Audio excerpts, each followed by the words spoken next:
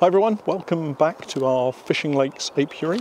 We're back after our various expeditions down to the borage, and that's ongoing, but we do still have colonies here that need to be looked after, so we thought we'd get over here, have a quick look at the top bar hive, which we haven't looked at for a while, but we've also got some 14 by 12 colonies here that we've been building up. And one of the things that I want to do is we have a colony that needs a new queen.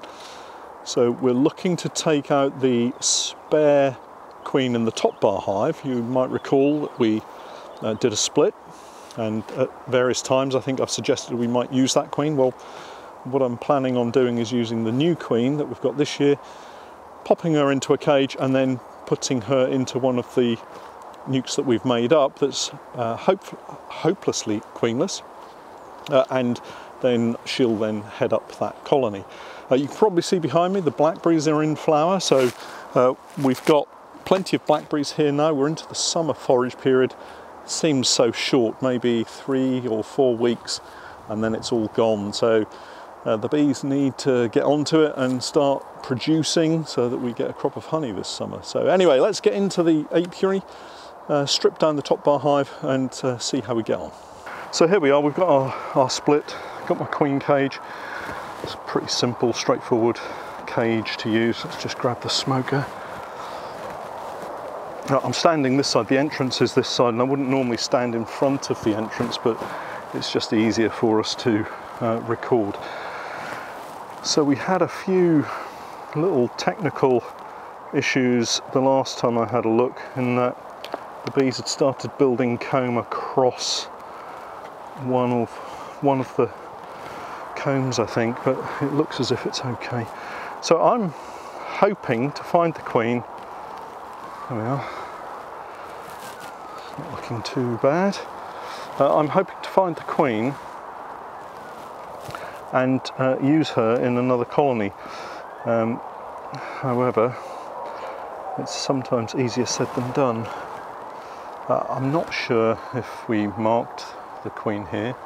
And actually these bees look a little bit light on food, so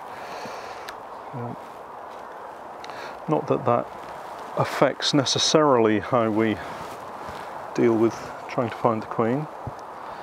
As usual, I always struggle trying to spot eggs because of the nature of the framing.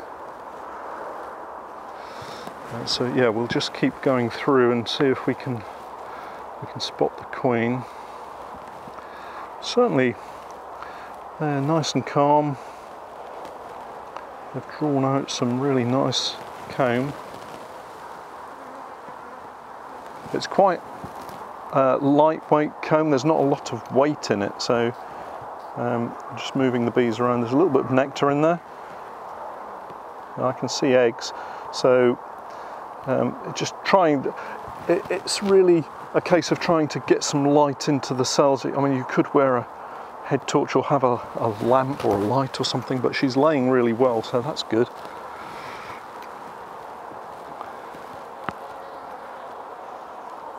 And once again, it's that old problem of workers getting between the top bars, not wanting to crush them. So let's open up the queen cage. So the colony that we're going to put the queen in is in this apiary, so I'm not going to put attendant workers in. Normally, if we were moving her elsewhere, taking our time, I'd put attendant workers in as well. But because it's one of the colonies here, it's literally going to be the queen on her own. As soon as we find her, we can pop her into the cage, and yeah, so she's on this frame, she's marked, so we've got her marked. Don't know whether you can see her or not. I've lost her, there she is. So she's wandering along here, so that's good. So we've got eggs in this little section, so if I remove the queen now, they will become queenless and will produce queen cells to replace that queen, and those will be emergency queen cells. Emergency queen cells are not always the greatest queen cells, but because we're now into a nectar flow, we should hopefully have the bees out foraging. There'll be lots of pollen coming in, there'll be lots of nectar, and they'll be able to feed the young queen larvae adequately to produce some, hopefully, some nice queen cells. And she looks really good. You can see I'm still wearing the marigold gloves, still haven't been able to get the nitrile gloves, and also the issue of trying to be a little bit more friendly to the environment, reusing rather than single-use gloves. They're okay.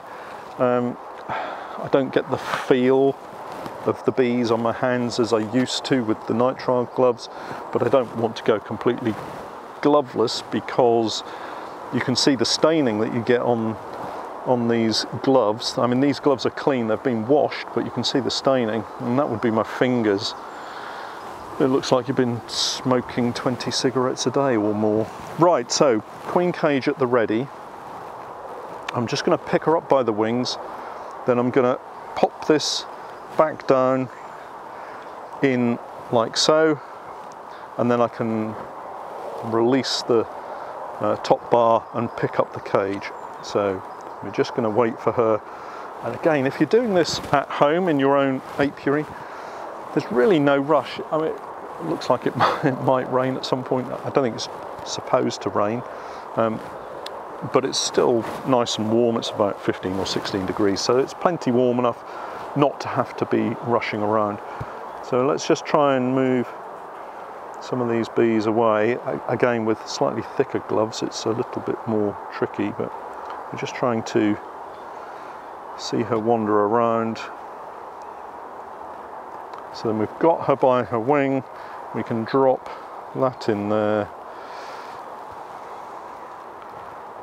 pop her into the queen cage, and then I put my thumb over the top of the cage and just push the slider back, so she's now in the cage. So I can pop her in my pocket. So she's in my pocket. Close that up, and then we can just have a quick look. Oh, that's blown over. We can just have a quick look through the rest of this end of the hive.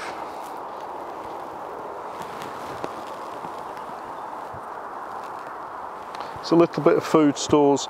I suspect they've maybe had a bit of a brood break because of the lack of forage, because there's not any very young larvae, but there's lots of eggs. So she's just started laying again, certainly within the last maybe 2 or 3 days. So you can probably see that the bees were starting to come up a little bit, so a little bit of smoke just to manage that situation.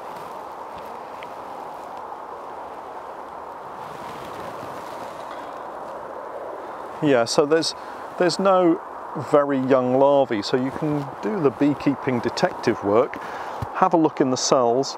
You've got eggs, so she started laying. They remain as eggs for 3 days from the point that she lays them. So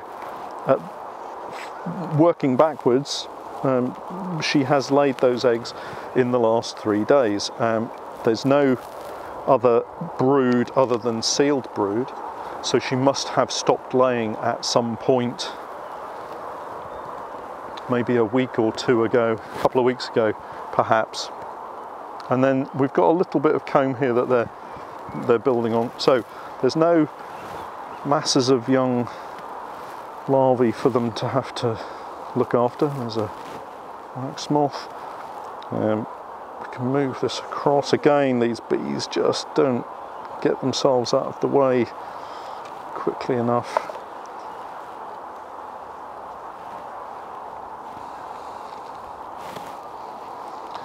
And when the top bars are not pushed tightly together, they build propolis in the gap, and so that naturally makes it wider and wider.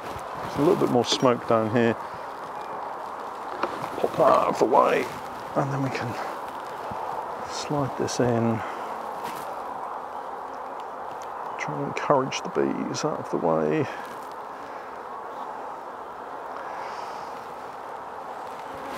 So, and when you don't have any weight in, they do blow over. You can probably see that that's a little bit across the triangular top bar section that we put in.